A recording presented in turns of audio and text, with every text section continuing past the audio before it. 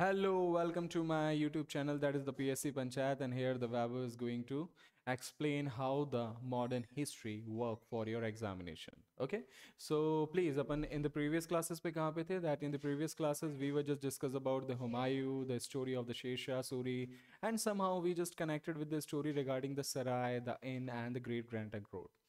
Somehow हमने yesterday classes में ये सारी चीज़ें कवर अप की थी एंड बाय टुडे ऑनवर्ड्स हम इस बारे में एक बार क्विक रिवीजन करते हैं the great grand trunk road से रिलेटेड सारी इन्फॉर्मेशन एंड जो शेर शाह सूरी का जो एडमिनिस्ट्रेशन था वो तो हम तीन चार चीज़ों पे वर्क करेंगे एंड तीन चार चीज़ों के बारे पे थोड़ा अच्छे से डिस्कशंस करेंगे. Let's started from the Sur empire, क्योंकि हमने यहाँ पे पढ़ा था Humayun. Okay sorry, that is the Humayun. हमने हुमायूं, ठीक है. सो हुमायूं का जो टाइम पीरियड हमने देखा था, हुमायूं का टाइम पीरियड फर्स्ट फेज जो था, फर्स्ट फेज 1540 तक था. ठीक है, अभी अपन यहाँ पे हैं. इसके बाद हमने कवर अप किया that is the Sur empire. ठीक है, सूर एम्पायर में हमने पढ़ा क्या, यहाँ पे फर्स्ट पीपल कौन था, दैट इज शेर शाह. ठीक है, दैट इज शेर शाह सूरी. शेर शाह सूरी का जो टाइम पीरियड था वो कब से कब तक, 1540 से 1545 तक. फिर इसके बाद हमने क्या पढ़ा, जो टाइम पीरियड था वो किसका था, इस्लाम शाह. इस्लाम शाह का टाइम पीरियड कब से कब तक था, हाँ 1553. And after that we can say that कि यहाँ पे फिर क्या होते हैं, टर्मोइल्स आते हैं और यहाँ पे स्टार्ट होती है that is the civil war. ठीक है, civil war between civil war among the family members of Sher Shah Suri. ठीक है, among the family members among the family members of Sher Shah Suri, among the family members of Sher Shah Suri, शेर शाह सूरी.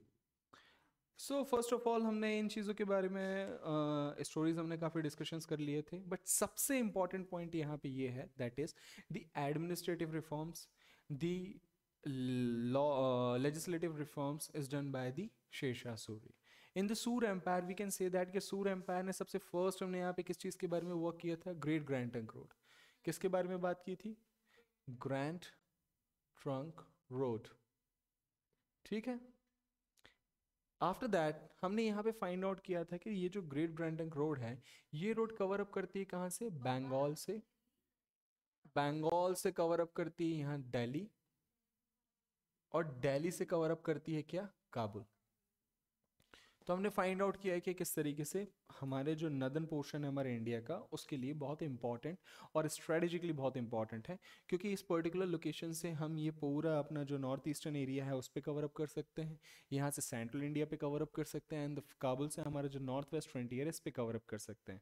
सो the thing is that कि इसने great grand trunk road बना के हमारी चीज़ों को काफ़ी ईज आउट किया. आफ्टर दैट हमने ये फाइंड आउट किया कि जस्ट सपोज ये जो रोड्स हैं, इन रोड्स में क्या होते थे, जस्ट सपोज यहाँ पे एक बिग सिटी है, यहाँ पे एक बिग सिटी है, और यहाँ पे क्या होते थे, मार्केट प्लेसेस होती थी. क्या होती थी, मार्केट प्लेसेस. इन मार्केट प्लेसेस में फेयर्स लगते थे, इन मार्केट प्लेसेस में सो कॉल्ड मेला वगैरह लगते थे, बहुत सारी शॉपिंग चीज़ें होती थी. तो क्या होता है कि जस्ट सपोज यहाँ से बहुत सारी कनेक्टिविटी है, डिफरेंट डिफरेंट रूट्स की कनेक्टिविटी है इस ग्रेट ग्रैंड ट्रंक रोड्स पे. कोई हमारा मालवा से आ रहा है कनेक्ट करने के लिए, कोई उत्तर प्रदेश जिसे हम क्या बोलते हैं, अवध बोला करते थे, औध बोला करते थे हम पहले, यहाँ से पर्टिकुलर पर्सन कनेक्ट होने के लिए आ रहे हैं. सो द थिंग इज दैट कि ये जो रोड जा रही है ये यूपी से ही जा रही थी. तो यूपी से जा रही थी होते हुए तो बहुत सारे चेंजेस और बहुत सारे जो अपने कहना चाहिए स्टेट रोड्स हैं उसको कनेक्ट करते हुए जा रही थी, जो कि रूरल लोकल रूलर से कनेक्ट कर रहे हैं. हमने यहाँ फाइंड आउट किया यहाँ से, जैसे ये जस्ट सपोज करो if this is the Delhi, तो दिल्ली के यहाँ पे क्या हुआ करता था, हमने दिल्ली के यहाँ पे फाइंड आउट किया कि राजस्थान से भी रोड वगैरह कनेक्टिविटी बन रही थी.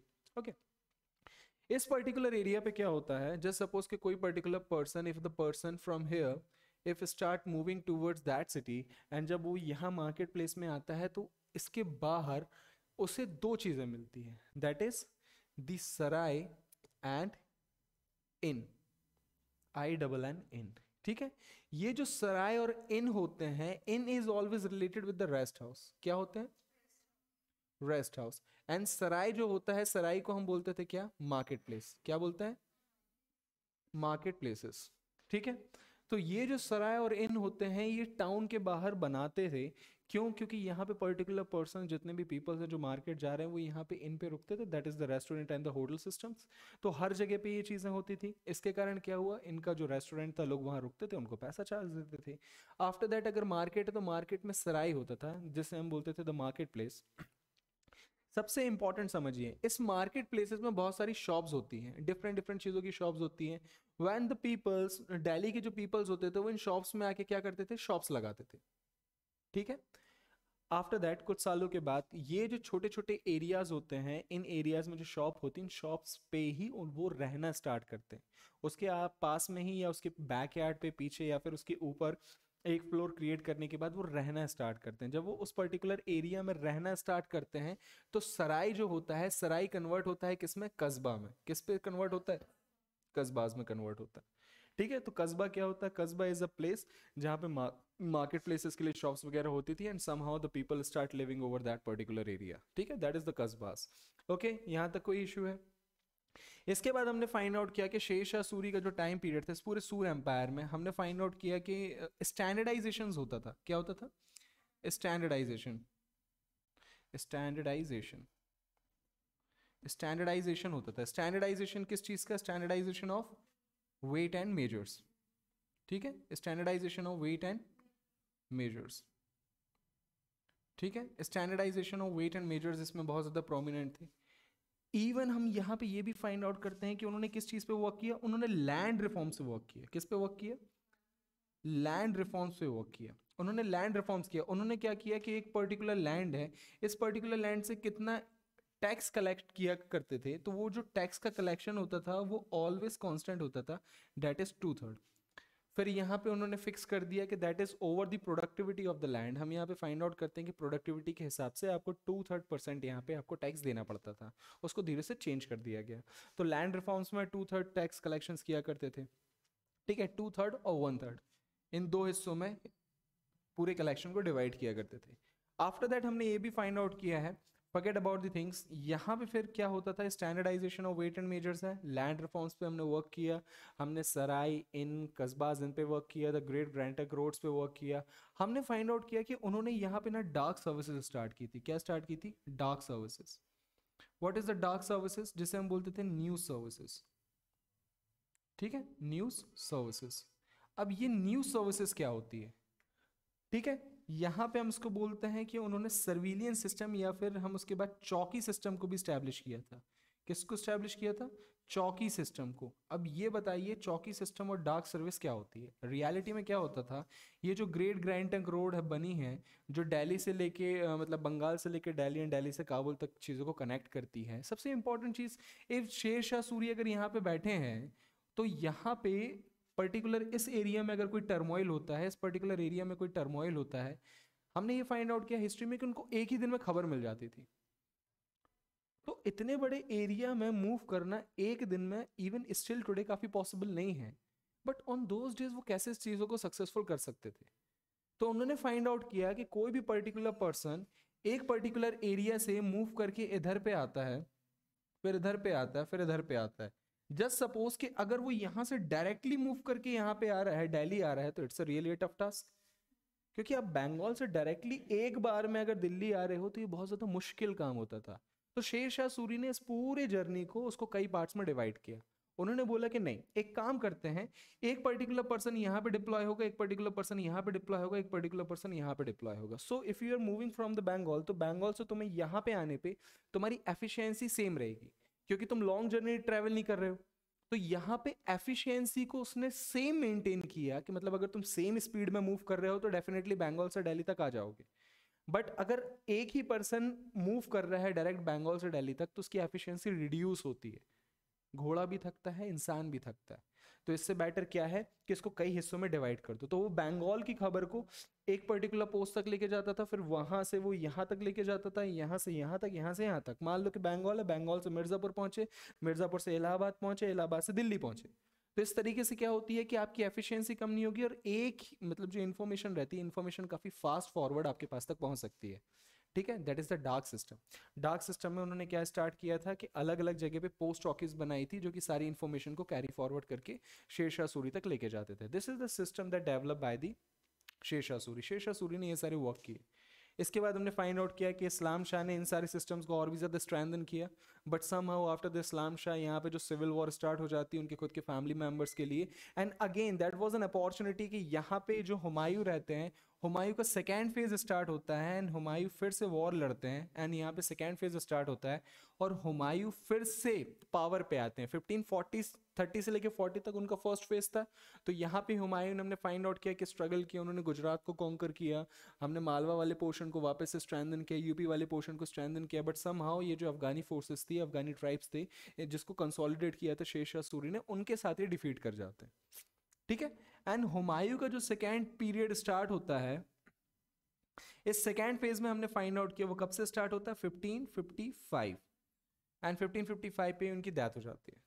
ठीक है, अब इसके बारे में अपन थोड़ा सा डिक्टेट कर लेते हैं एंड हुमायूं की डेथ तक। ठीक है, ओके, डेफिनेटली आप बना सकते हो, just give you I will just give you a minute, please इसको बनाइए। शॉर्ट नोट्स आप बना सकते हो, कोई इशू नहीं है इसमें। एक्चुअली ये जो 2/3 है ना, ये 2/3 ये जो टैक्स है, ये जो 2/3 एरिया है, पोर्शन है, ये पर्सन के पास जाता था, ये 1/3 किसके पास जाता था, उस पर्टिकुलर स्टेट के पास जाता था। तो ये जो टैक्स कलेक्शन का काम रहता था, ये 1/3 सरकार रखती थी, मतलब जो शेर शाह सूरी रखते थे, 2/3 उसको हैंड ओवर कर देते थे कि हाँ ठीक है तुम इतना रख लो। ठीक है, जल्दी से बनाइए, फिर अपन फटाफट डिक्टेट करते हैं इस चीज़ के लिए, जल्दी।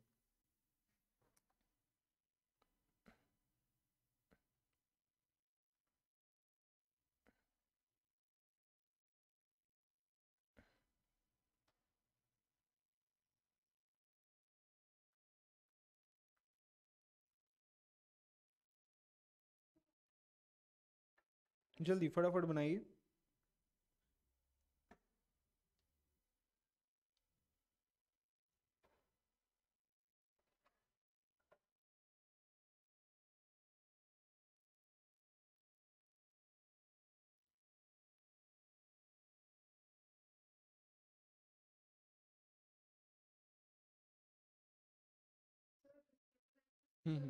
शेर शाह सूरी, हाँ, मतलब उनकी फैमिली, जो उनके जो डिसेंडेंट्स थे, उनमें ही यहाँ पे प्रॉब्लम्स आती है। ठीक है, ओके, तो प्लीज़ अब इसके बारे में लिख लीजिए फटाफट, तो अपन यहाँ पे हम डिक्टेट कर लेते हैं।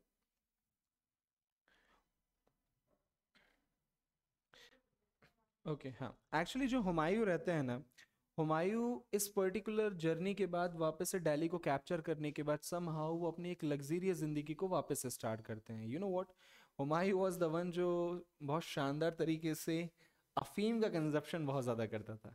ठीक है, वो एक नंबर, मतलब कहना चाहिए, मतलब थोड़ा नशे के आदी थे, एंड अफीम का कंजप्शन बहुत ज़्यादा करते थे। तो वो अफीम बहुत ज़्यादा, मतलब नशे के तौर पे लिया करते थे, कंजप्शन करते थे।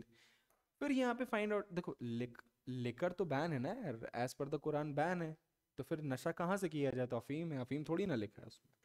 तो अफगानिस्तान से अफीम मंगवाई जाती थी, जिसको मालवा के कुछ पोर्शन में बाद में स्टार्ट भी कर दिया है, मतलब एज एन एग्रीकल्चर उसको उगाना भी स्टार्ट कर दिए। बट हमने फाइंड आउट किया है कि ये जो अफीम है बेसिकली ऑन दोज डेज, ये स्टार्टिंग में अफगानिस्तान वाले बेल्ट से लेके आते थे, क्योंकि नॉर्थ वेस्ट वाला पूरा बेल्ट अफगानिस्तान का इनके कंट्रोल पे था, एंड ये यहाँ से लेके आते थे। अफीम का कंजप्शन बहुत ज़्यादा करते थे। एक दिन अफीम के नशे में हुमायूं बोलते हैं कि आज हमको थोड़ा रिलीजियस टेक्स्ट पढ़ने की बहुत ज़्यादा इच्छा है, बुक पढ़ने की बहुत ज़्यादा इच्छा है। And that was a moment कि वो अपने जो कोर्ट यार्ड रहता है, कोर्ट में जाते हैं, वहाँ पे उनकी एक बहुत बड़ी लाइब्रेरी होती है, बहुत बड़ी लाइब्रेरी होती है। वो उस लाइब्रेरी पे जाते हैं, तो फ्लोर्स होते हैं, the first floor, the second floor, the third floor, ऐसे बहुत सारे फ्लोर्स होते हैं।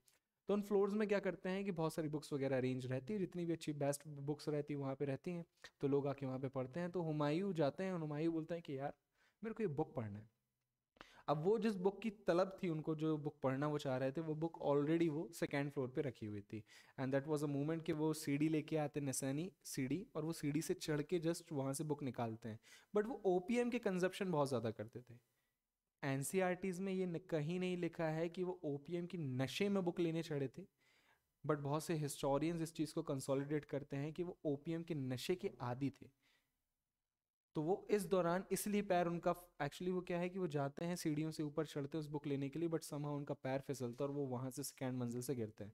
तो हेड शॉट होता है, सिर के बल गिरते हैं, एंड समहाउ उनकी डेथ हो जाती है। सो इतने बड़े साम्राज्य का राजा पैर फिसलने से मारा गया। ठीक है। सो दैट वाज अ मतलब थोड़ा बहुत हिलेरियस आप कह सकते हो द मूवमेंट। बट समहाउ इतना बड़ा जो राजा थे, इतने बड़े राजा की जो मृत्यु होती है वो पैर फिसलने से होती है, वो भी अपने लाइब्रेरी में। इसके बाद का जो टाइम पीरियड आता है वो हम इस यहाँ तक आपने ऑब्वियसली लिख लिया है। तो समहाउ इसके बाद का जो टाइम पीरियड स्टार्ट होता है, अब गद्दी पे आएंगे अकबर। कौन आएंगे? Akbar. Definitely there is no doubt कि अकबर जो थे, अकबर ने मतलब अकबर अपने टाइम के बहुत ग्रेट राजा थे। अकबर ने बहुत ही अच्छे तरीके से मुगल एम्पायर को शेप किया। और एक्चुअली अकबर के ना दो फेज थे। फर्स्ट फेज में अकबर ने इन द अर्ली एज, और जो मतलब कहना चाहिए उनकी जो स्टार्टिंग थी, उनके एम्पायर की स्टार्टिंग थी, इस पर्टिकुलर टाइम पीरियड में इन्होंने बहुत ज़्यादा फाइट्स की। ठीक है। चाहे आपका गुजरात ले लो, चाहे अजमेर ले लो, चाहे मालवा ले लो, गढ़ा का टंगा ले लो, अपना ये गढ़ा, ये मोहल्ले वाला गढ़ा, यहाँ पे लड़ाई की उनने। ठीक है। ये गढ़ा और जो कटंगा जो तुम्हारा बना है ना, ये मोहल्ले में लड़ाई की है तुम्हारे। ठीक है। सो जबलपुर में गढ़ा कटंगा, ये जो अपना एरिया है, इस पर्टिकुलर एरिया पे कई लोगों की लाशें बिछाई थी अकबर ने। ठीक है। सबसे फेमस इनकी जो वॉर होती है, हम उसको कंसिडर करते हैं the second battle of the Panipat. That is, उनकी टीम से आते हैं वकील बहरम खान, एंड यहाँ पे उनके अगेंस्ट पे रहते हैं हेमू। ठीक है। तो समहाउ उनकी ये जो बैटल रहती है वो बहुत ज़्यादा इंपॉर्टेंट है। हम अकबर के टाइम पीरियड, अकबर के बारे में कंसोलिडेट करते हैं। ठीक है।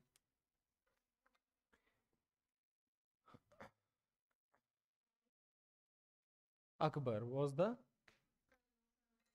हुमायूं। ठीक है। तो हुमायूं के ये बेटे थे।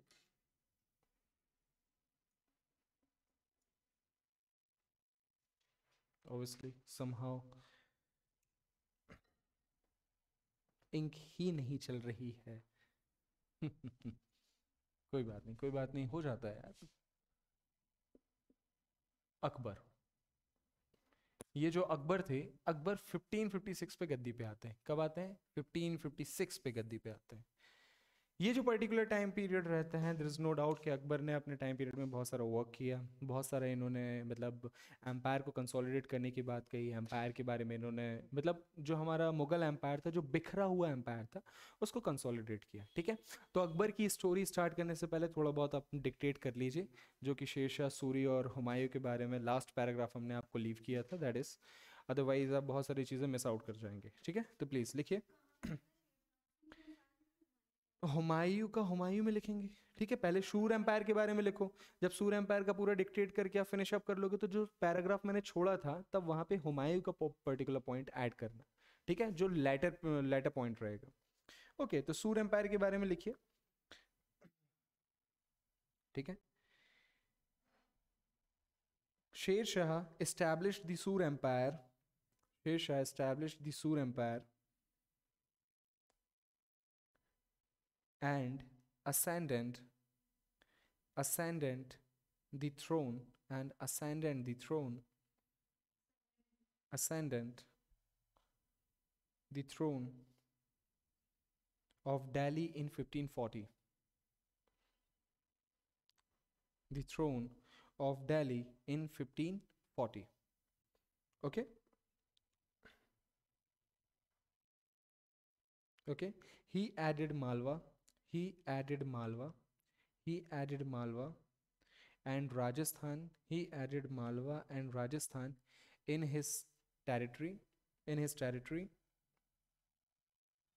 In his territory. Okay. He died in 1545. He died in 1545 and was succeeded by Islam Shah and was succeeded by Islam Shah, who ruled who ruled till 1553, who ruled till 1553, who ruled till 1553. Okay. After that, a civil war. After that, after that, a civil war, a civil war, a civil war set in amongst his successor, amongst his successor,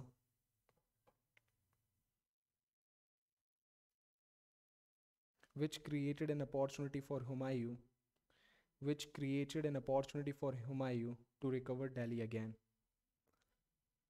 to recover Delhi and Agra again. Okay, to recover Delhi and Agra again. Okay. Now the contribution of the Sher Shah और bracket में लिखना the Sur empire.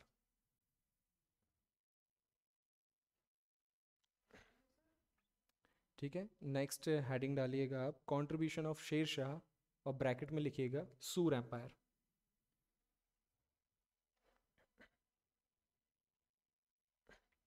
Okay, point 1. he established proper law and order across the empire, proper law and order across the empire. Next point. He restored the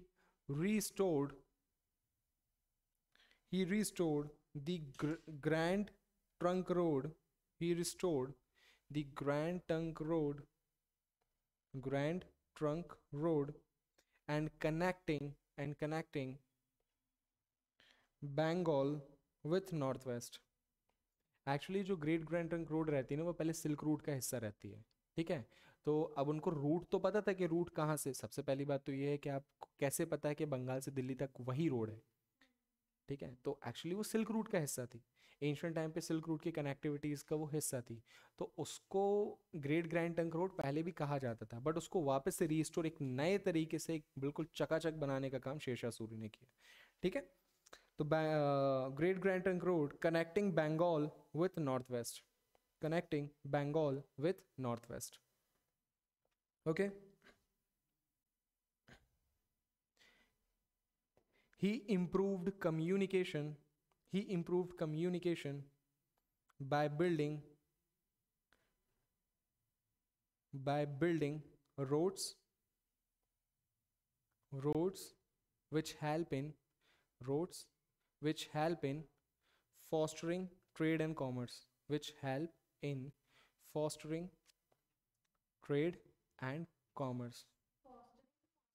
fostering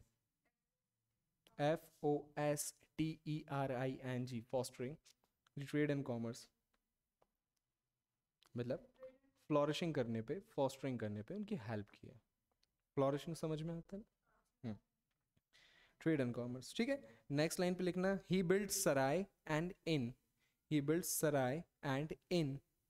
along these roads build sarai and inns. Along these roads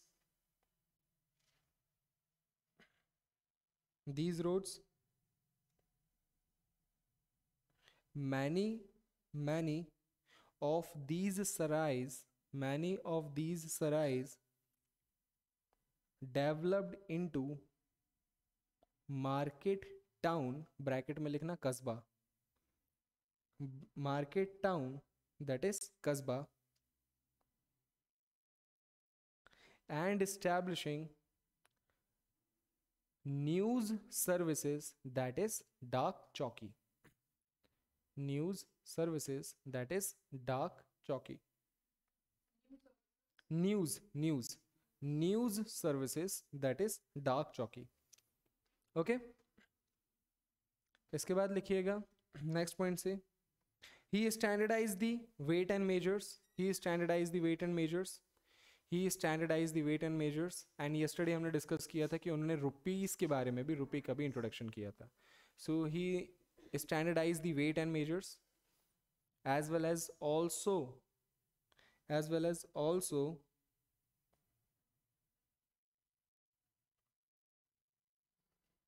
also introduce rupee या फिर रुपया, introduce rupee as a currency reform. Full stop. Next line से लिखना है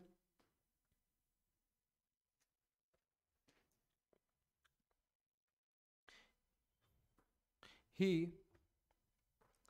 focused on land revenue administration, land revenue administration,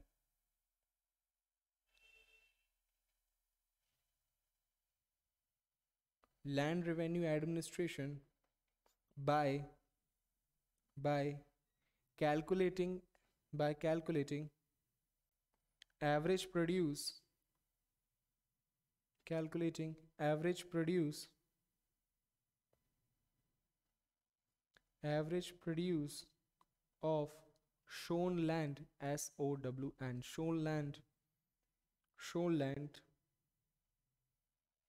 which was one third of the average produce, which was one third of the average produce.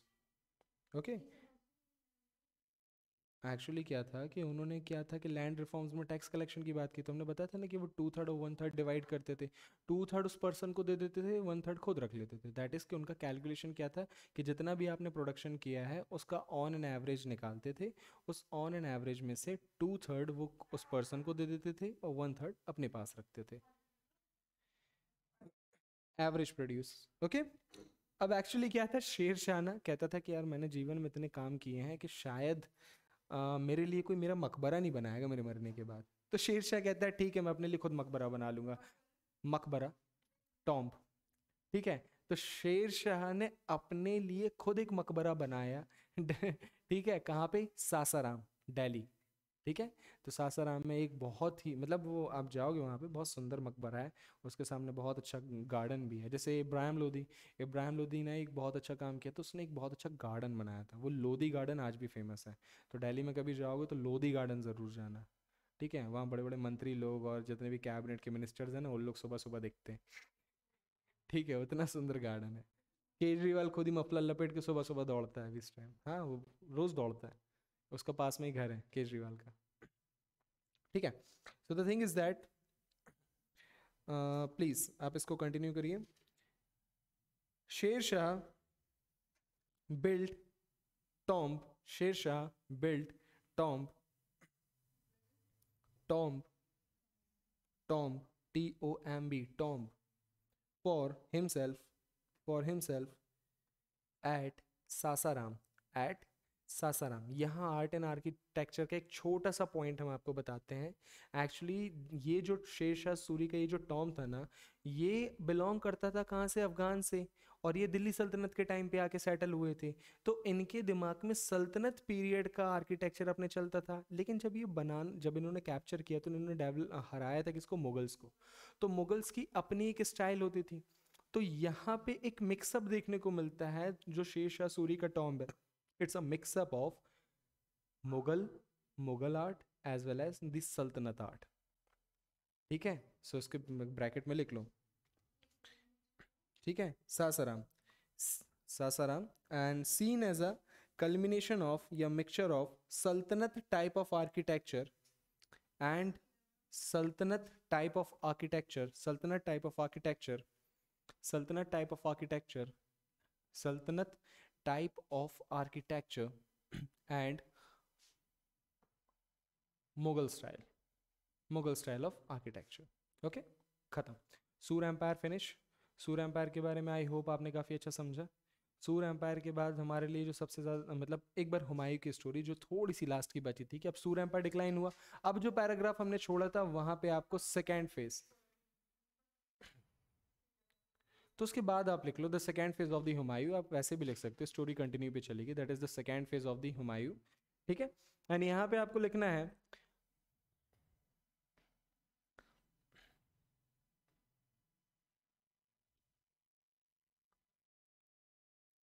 Okay, लिखें with the breaking up of Sur Empire, with the breaking up of Sur Empire, with the breaking up of Sur Empire, with the breaking up of Sur Empire in 1555, in 1555,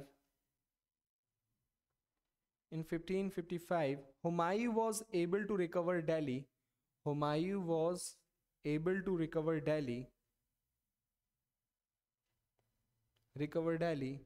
but paragraph change करके लिखना, but He died soon. He died soon thereafter. He died soon thereafter, comma, after after following falling from the first floor, after falling from the first floor of the library building, of the library building in his fort at Delhi, in his fort at Delhi. ठीक है. इनकी एक बहुत मनपसंद इनकी बेगम होती थी, that is the Bega Begum. And Bega Begum ने इनके मरने उपरांत, द पोस्टुमस, इनके मरने के बाद इनके लिए एक बहुत सुंदर मकबरा बनवाया, जहाँ पे मतलब अगर आप कभी वहाँ जाएंगे, दिल्ली जाएंगे, तो वहाँ पे इनका बहुत फेमस मकबरा है जिसे बोलते हैं हुमायूं टॉम. तो नीचे नोट करके आप लिख दीजिएगा, हिज टॉम, या फिर लिखिए Humayun Tom was built by his favorite wife, built by his favorite wife, मतलब बहुत सारी वाइफ थी. And reality में when I went Delhi first time, and when I used to move along with the roads somewhere near to the Humayun Tomb, मैंने सोचा चलो एक बार घूम के आते हैं. And that was a moment when I went there, I realized that कि okay, मतलब क्या था कि हुमायूं टॉम में एंट्री करो तो हुमायूं टॉम के जो चारों फेजेस रहते हैं, जैसे सपोज ये और ये दो फेजेस हैं, ठीक है. तो इन दो फेजेस, जैसे यहाँ से एंट्री गेट है तो ये दो फेजेस हैं, इसके सामने एक बहुत अच्छा गार्डन है. तो गार्डन यहाँ भी है, इस फ्रंट में भी है, बैकयार्ड में भी है और इसके इस तरफ भी है, ठीक है. और बीच में से रोड गई है. इसे बोलते हैं चार बाग स्टाइल. चार बाग स्टाइल मतलब ये जो पैटर्न में बने हैं ना, वो चार बाग स्टाइल पैटर्न में बने हैं, ठीक है. तो वो चार बाग स्टाइल बहुत इंपॉर्टेंट है. उसमें क्या होता है, तुम किसी भी फ्रंट से खड़े होकर देखोगे तो तुम्हें जो गार्डन एक सा दिखता है, ठीक है. जैसे ही तुम एंटर करोगे हुमायूं टॉम पे, अंदर होगे. चार बाग स्टाइल को अगर हम सेग्रीगेट करें और स्पेशली अगर तुमको बताएं, तो चार, जस्ट सपोज करो ये हुमायूं टॉम है, ठीक है. ओके. हुमायूं टॉम पे यहाँ पे भी गार्डन था, यहाँ पे भी गार्डन है, यहाँ पे भी गार्डन है, ठीक है. यहाँ पे भी गार्डन है और यहाँ से एंट्रेंस है, मतलब ये पूरी रोड जाती है और यहाँ पे क्या है, इसका एंट्रेंस, ठीक है. जब आप यहाँ से एंटर करते हो तो आपको जो गार्डन मिलेगा ना, ये गार्डन चारों तरफ से इक्वल है, एक सा गार्डन है. इसके बाद इसमें जो पासेस होते हैं वो भी एक से होते हैं, ऐसे, ठीक है. इस स्टाइल में यहाँ पे वो बनी है, ठीक है.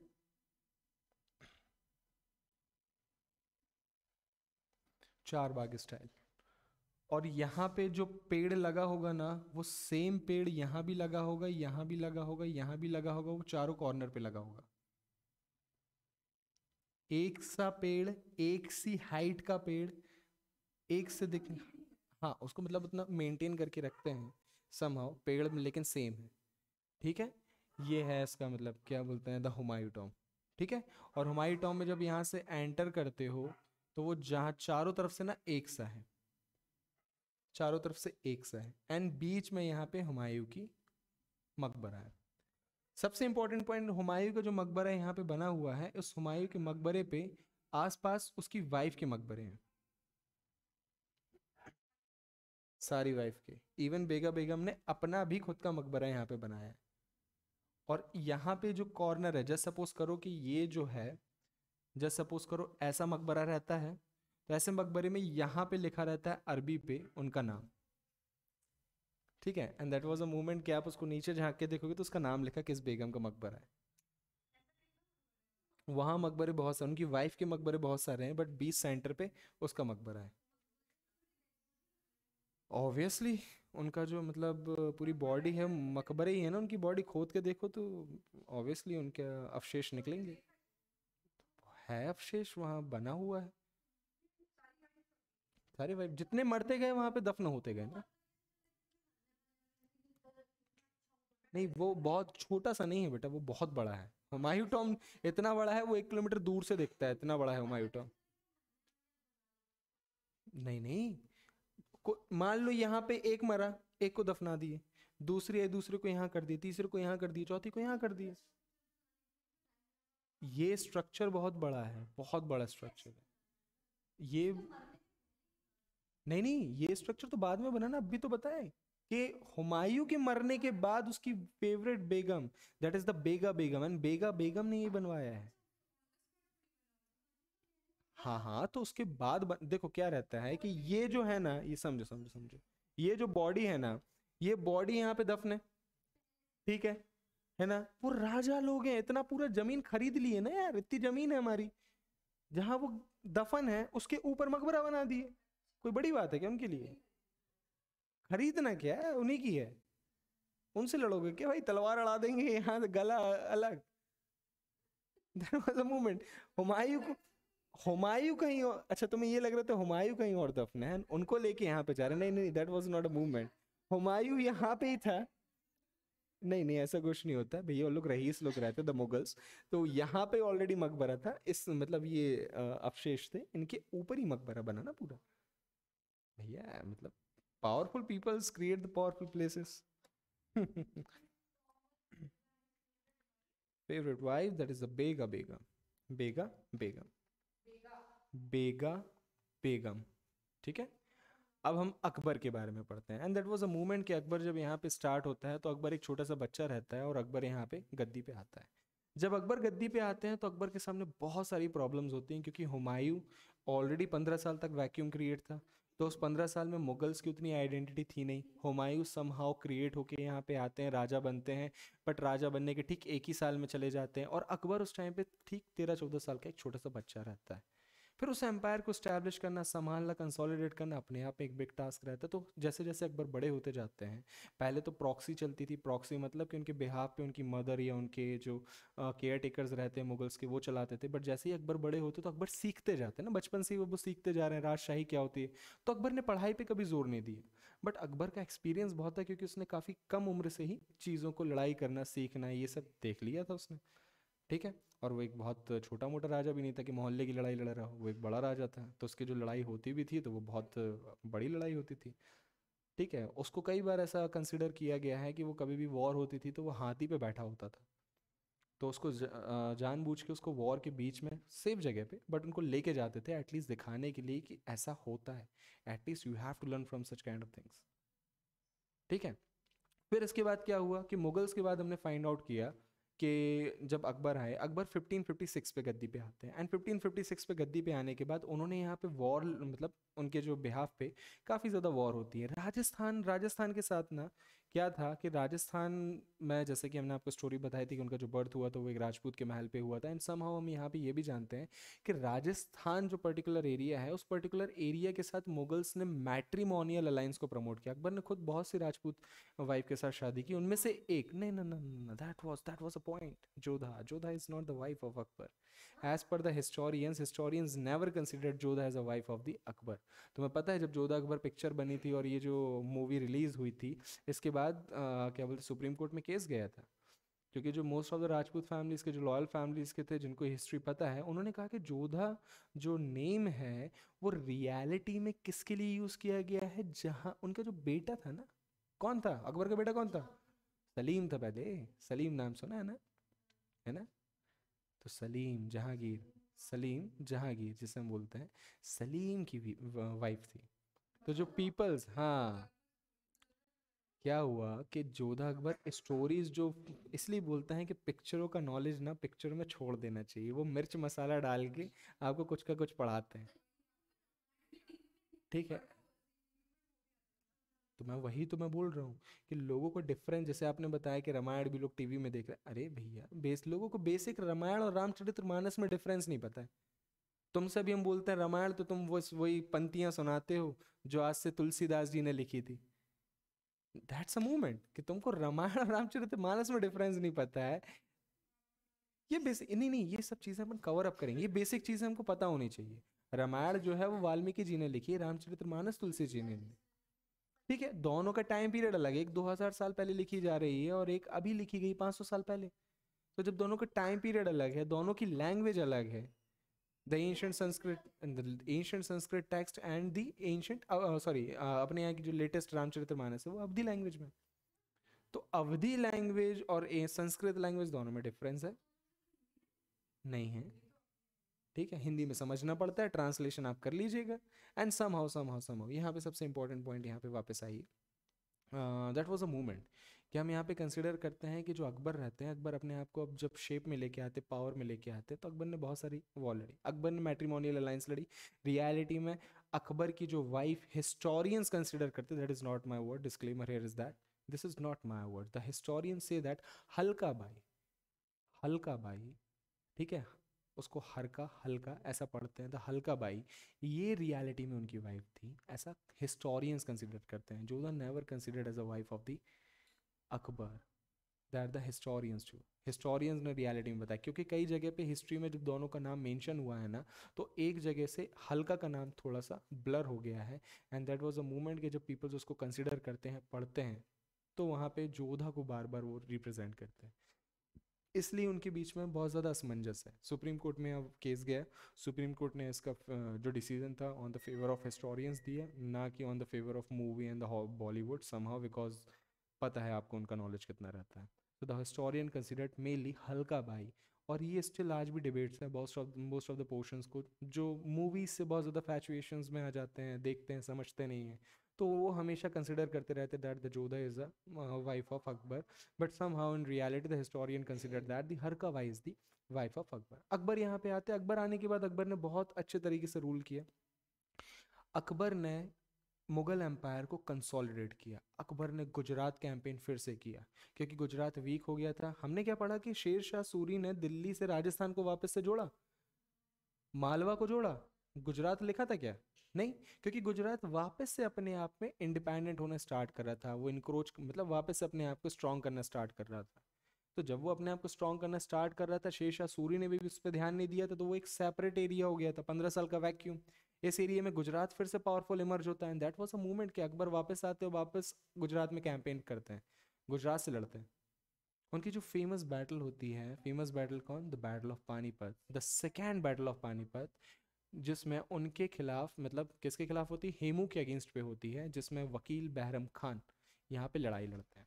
वकील बहरम खान, वकील बहरम खान ये अकबर की तरफ से रहते हैं, और ये यहाँ पे आके लड़ाई करते हैं। ठीक है, वकील मतलब लॉयर नहीं, वकील मतलब उनका नाम। ठीक है, वकील बहरम खान, एंड वो यहाँ पे आके लड़ाई करते हैं, और लड़ाई में सक्सेसफुली, जैसा कि आप सभी जानते हैं, जो रिजल्ट आया था again in the favour of Mughals था। फर्स्ट बैटल में भी मुगल्स के फेवर में था, सेकेंड में भी मुगल्स के फेवर में था, और थर्ड किसके फेवर में होगा? Abdali, not Marathas. Marathas defeated in the third battle of Panipat. हाँ, अब्दाली के फेवर में था। ठीक है, हाँ ठीक है, third battle of Panipat Ahmad Shah Abdali के फेवर में था। ओके, सो यहाँ पे मराठास पैराश होंगे। अरे कहाँ है, ज़्यादा नहीं, एक दो बार रिवाइज करोगे सब याद हो जाएगा। अभी स्टोरीज है, अभी देखो, अभी तुम लोग ने रिवीजन नहीं किया है तो बहुत बड़े इश्यूज आएंगे। सबसे फर्स्ट तो ये किया करो, जितना पढ़ते हो उतना रिवाइज किया करो। ठीक है, तो बहुत सारी चीज़ें आपको क्विक रिवाइज करनी पड़ेंगी, और काफ़ी सारी चीज़ें आपकी मिस नहीं होंगी। ओके, अगेन दैट हम यहाँ पे फाइंड आउट करते हैं अकबर का जो एम्पायर था। अकबर यहाँ पे एक बहुत अच्छे लीडर्स के तौर पे यहाँ पे इमर्ज होके आते हैं। उनके उनके जो कुनबा रहता है, उनका जो कुनबा रहता है, उस पर्टिकुलर कुनबे में बहुत सारे अच्छे अच्छे लीडर्स रहते हैं, उनके जो भाई लोग रहते हैं वो भी बहुत एफिशिएंट लीडर्स रहते हैं, और वो एक यूनाइटेड एम्पायर की तरह काम करते हैं। अकबर ने नो डाउट बहुत अच्छा यहाँ पे लीडरशिप इस्टेब्लिश की। अकबर यहाँ पे लीडरशिप इस्टेब्लिश करने के बाद अकबर ने फर्स्ट ऑफ ऑल अगेन वापस से किसको? अजमेर वाला रीजन, मालवा वाला रीजन, गुजरात वाला रीजन, राजस्थान वाला रीजन, इन पर्टिकुलर रीजन को कैप्चर करना स्टार्ट किया। इवन जब वो वापस से कॉन्कर करके मूव करते हैं, उन्होंने उड़ीसा कॉन्कर किया, तो उड़ीसा जाने के पहले वो जबलपुर पहुंचे। जबलपुर में गढ़ा कटंगा पे उन्होंने फाइट की, तो गढ़ा कटंगा पे उनकी फाइट होती है। किस पे? गढ़ा कटंगा पे फाइट होती है। हमारे यहाँ पे तुमने नाम सुना है, द आला एंड द उदल? आला उदल सुना है ना? दैट वाज द पर्सन जो हमारे यहाँ के ट्राइबल काफ़ी स्ट्रॉन्ग पीपल्स हुआ करते, तो उनके ग्रुप से प्रॉपर फाइट की थी किसने? आला उदल। ठीक है, तो अकबर के टाइम पीरियड में भी हमने फाइंड आउट किया है कि अकबर ने भी काफ़ी इस पर्टिकुलर टाइम पे आया, यहाँ पे जो गौड़ साम्राज्य हुआ करता था उनके साथ इन्होंने लड़ाई की। ठीक है, हमारे यहाँ के जो बेसिक जबलपुर के आसपास के नेटिव पीपल्स होते थे इनके साथ फाइट हुई, गढ़ा कटंगा वाला रीजन, इस पर्टिकुलर रीजन पे उन्होंने कॉन्कर किया। कॉन्कर करने के बाद वो मूव करते हैं उड़ीसा की तरफ, एंड उड़ीसा पे भी वो क्या करते हैं, कॉन्कर करते हैं। ठीक है, उड़ीसा को भी अपने कब्जे में लिया। रियलिटी में क्या हुआ कि अभी वो यूपी जबलपुर यहाँ से मूव करके वो उड़ीसा पहुंचे, लेकिन बंगाल गए क्या, बिहार गए क्या? 1580 से लेके 1581 का ये जो 2 साल रहता है, 80 और 81, ये जो 2 साल रहता है 81 और at the end of the starting of the 82, ये जो 2 साल का पोर्शन रहता है, इस 2 साल के पोर्शन में अकबर को बहुत प्रॉब्लम्स होती है, बहुत ज़्यादा टर्मोइल्स क्रिएट करते हैं, स्पेशली कौन से area, Bihar and Bengal. Bihar and Bengal वाले ये जो दो पर्टिकुलर एरिया रहते हैं बहुत ज़्यादा टर्मोइल्स क्रिएट करते हैं अकबर के लिए। बट अकबर की टीम में पता है कौन रहता है? अकबर की टीम में पूरे राजपूत पीपल्स रहते हैं, एंड राजपूत, अकबर की टीम में राजपुतानाज रहते हैं, तो राजपूत पीपल ने उनको सपोर्ट किया, बड़े बड़े राजपूत के लीडर्स उनके सपोर्ट में थे। एग्जाम्पल राजा टोडारमल। कौन थे? टोडारमल। तुम्हें पता है उनका फाइनेंस कौन संभालता था? उतने बड़े मुगल एम्पायर का पूरा जो फाइनेंस था ना, वो राजा राजपूत से बिलोंग किया करता था, दैट इज द राजा टोडारमल। मतलब पूरे मुगल का जो खजाना था वो एक राजपूत के हाथ में था। वफादारी, दैट इज द वफादारी, कि लॉयल्टी की बात की जाए तो राजपूत से ज़्यादा लॉयल कोई नहीं होगा, तो उन्होंने अपना पूरा खजाना उनके हाथ पे दे दिया। उनको पता है अकबर की टीम में सबसे पावरफुल लीडर जो उनको लीड किया करता था, जय सिंह हुआ करता, कमांडर था। तुम्हें पता है जय सिंह को रैंक दी जाती थी, जब तुम अभी अभी और हम एक्सप्लेन करेंगे, दैट इज हमारे यहाँ पे मनसबदारी सिस्टम था। मनसबदारी सिस्टम क्या होता था, ये अकबर ने इंट्रोड्यूस किया था। मनसबदारी सिस्टम के अंदर क्या होता था कि पर्टिकुलर पर्सन है, जैसे suppose ABCD, there is a multiple person, ये मान लो ये अकबर का पूरा एम्पायर है, ठीक है, ये पर्टिकुलर एरिया है, ये पर्टिकुलर एरिया है, ये पर्टिकुलर एरिया है, ऐसे बहुत सारे एरियाज में डिवाइड होता था उसका एम्पायर। ठीक है, इन पर्टिकुलर एरियाज में बहुत सारे ऑफिसर्स को अपॉइंट किया जाता था जो कि अकबर के वफादार होते थे, वो इस पर्टिकुलर एरिया में जाते थे, इस पूरे रीजन पे उनका अधिपत्य होता था, वो यहाँ के मनसबदार कहलाते थे। अंडर द मनसबदारी सिस्टम उनको रैंक अलॉट होती थी, दैट इज व्हाट, जात। ठीक है, ये उसको हम क्या बोलते थे, जात एंड सवार। ये होता क्या है? सवार का मतलब होता है सवारी, सवार का मतलब होता है सवारी, एंड सवारी से हम क्या समझते हैं, जो वॉरियर क्लास रहती है, हॉर्स राइडिंग करती है, वो सब। तो क्या होता था, just suppose if there is a person यहाँ पे है, इसके पास अगर बहुत बड़ा एरिया है तो इसको बहुत ज्यादा सवार मेंटेन करने पड़ते थे। आर्मी बड़ी आर्मी ना, कैसे खिलाओगे पिलाओगे, तो आर्मी कई हिस्सों में डिवाइडेड रहती थी, वो सवार कहलाते थे। जाट रैंक कहलाती थी, रैंक, वो किस रैंक का ऑफिसर है, किस रैंक का ऑफिसर है। मान लो उसको बोला गया कि तुम 4000 रैंक के ऑफिसर हो, मतलब कि तुम्हारी जो रैंकिंग है इतने तुमको पीपल्स मेंटेन करने पड़ेंगे, इतने पीपल्स तुमको मेंटेन पड़ेंगे, घुड़सवार इतने ही, तुमको पैदल सेना ये भी मेंटेन करनी पड़ेगी, जो घुड़सवार होंगे और जो पैदल सेना होगी वो तुमको मेंटेन करनी पड़ेगी। तो 4000 इसमें अपन बताते हैं, 4000 घुड़सवार, 4000 पैदल सेना आपको मेंटेन करनी पड़ेगी।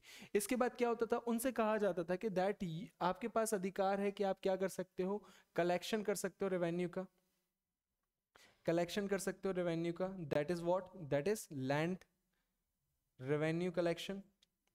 ठीक है, लैंड रेवेन्यू कर सकते हो। लैंड रेवेन्यू का कलेक्शन करने के बाद आपसे जस्ट सपोज करो 100 रुपीज आया, 100 रुपीज में से आप एक पर्टिकुलर शेयर किसको देंगे, अकबर को देंगे, एक पर्टिकुलर शेयर आप अपने पास सेल्फ रखेंगे।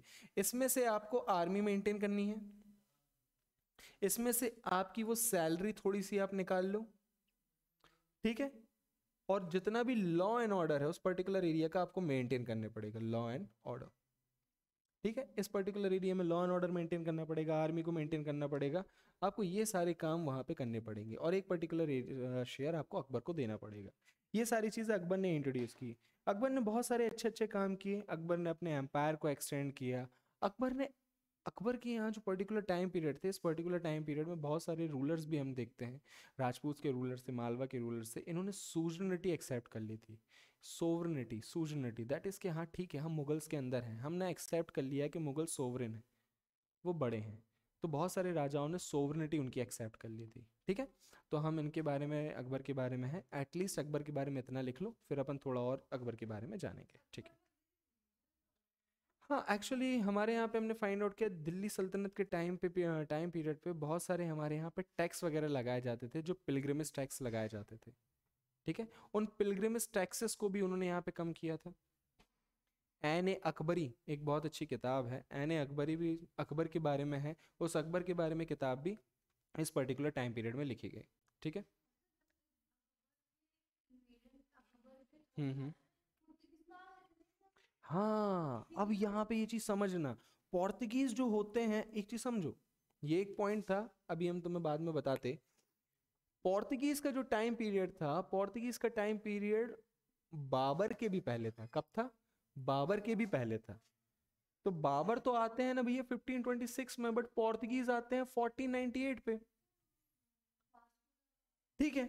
अब हम ये बताते हैं आपको कि रियलिटी में उन्होंने गोवा कैप्चर किया 1510 पे। गोवा कैप्चर करने के बाद जब हम पोर्तुगीज के बारे में पढ़ेंगे तो बताएंगे कि यहाँ पे मुगल डेवलप हो रहे हैं और यहाँ पे पोर्तुगीज डेवलप हो रहे हैं, दोनों पैरेलल डेवलप होंगे।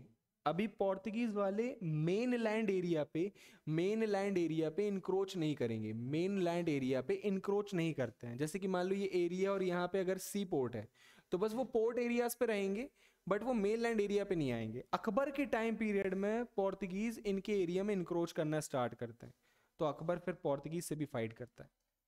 ठीक है।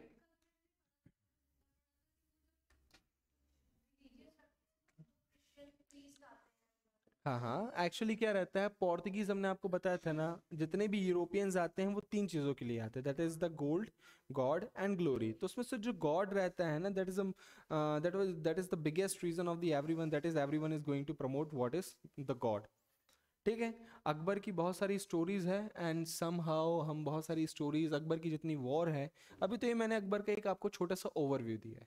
कल हम इसके अकबर के बारे में और डिटेल में अपन पढ़ेंगे, इसमें हम उनका एक बहुत ही डिटेल एक्सप्लेनेशंस कवर अप करेंगे, उनकी वॉर के बारे में स्पेसिफिक पढ़ेंगे, and somehow we are going to connect everything.